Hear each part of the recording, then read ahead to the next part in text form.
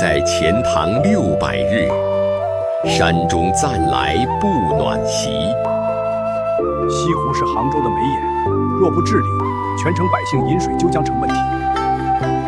我决定疏浚西湖，恢复其旧观。元佑4年，苏轼以龙图阁学士出任杭州知州。他第2次来到西湖，湖水绿色，几成沼泽。历时半年，西湖疏浚完成，淤泥蜂草堆筑成一条长堤，后人称为苏堤。卷地风来忽吹散，望湖楼下水如天。